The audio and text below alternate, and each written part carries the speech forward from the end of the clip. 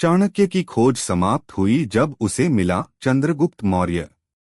वह एक सामान्य कुल का युवक था, परंतु उसमें शौर्य, नेतृत्व और दूरदर्शिता के सभी गुण थे।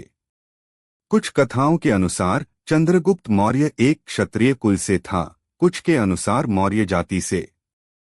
लेकिन सब यह मानते हैं कि वह असाधारण प्रतिभा का धनी था। चाणक्य ने चंद्रगुप्त को शिक्षा दी, राजनीति सिखाई, कूटनीति, युद्धनीति और शासन की विद्या में पारंगत किया। यह एक गुरु और शिष्य की जोड़ी थी जो इतिहास में अमर हो गई। उसी काल में पश्चिम से एक बहुत बड़ा संकट भारत की ओर बढ़ रहा था, सिकंदर महान।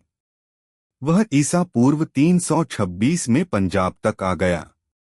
उसने पोरस पुरु से युद्ध किया। यद्यपि पोरस पराजित हुआ, पर उसकी वीरता ने सिकंदर को प्रभावित किया। सिकंदर के आने से भारत की पश्चिमी सीमाएं अस्थिर हो गई थीं।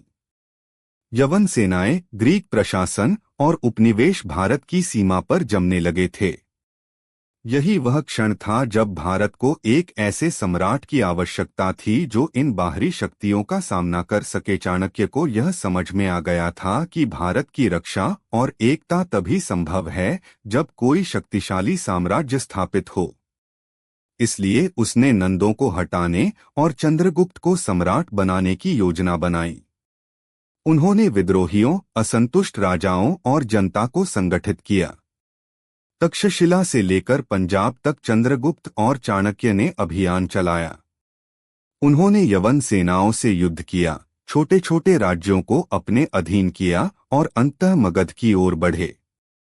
लगभग ईसा पूर्व 321 में चंद्रगुप्त मौर्य ने चाणक्य की सहायता से अंतिम नंद शासक धनानंद को पराजित कर दिया। यह एक युगांतकारी घटना थी। पहली बार भारत को एक ऐसा सम्राट मिला जो पश्चिम से लेकर पूर्व तक के भूभाग को संगठित कर सका।